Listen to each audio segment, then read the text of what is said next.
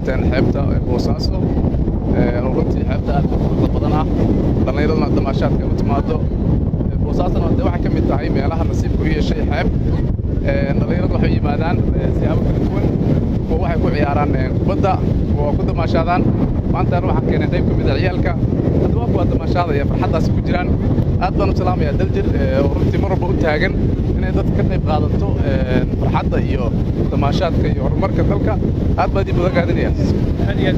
Boosaaso soo sheegtay waxay leedahay xeebta Boosaaso ay leedahay ma markii kugu horeysay oo aad timaado miyaa badda may waa imaadaa jimcayaasha waan imaadaa inta badan runtii muddana waa deganahay Boosaaso marka waxa weeye waan imaadaa dhalinyaraduna waa saa u jeedid badanaa way yimaadaan hataa waa aragtay shaahi baa laga cabiyaa waa lagu damaashaadayaa marka waxa weeye waan imaadaa mar walba aad favorite-kay ka mid tahay inkastoo maanta buuxda aan ku ciyaari karin marka waxyaabaha isbeddelka oo sanadihii hore iyo sanadkan u kala dhexeeya maxay tahay wallahi waxaan oran karaa bulsho badan oo awal aan imaan jirin baa hadda aad u yimaada siday u camiran tahay waad aragtay waa nadiif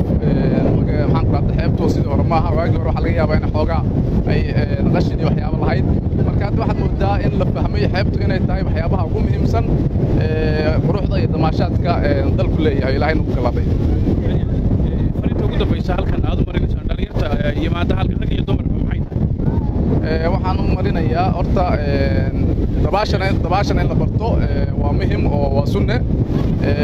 waxaan kula talin lahaa maadaama mararka qaybtood baddu ay kacsan tahay oo aan ku dabaalan karin in taxaddar dhalinyaradu muujiyaan oo ay ka taxadaraan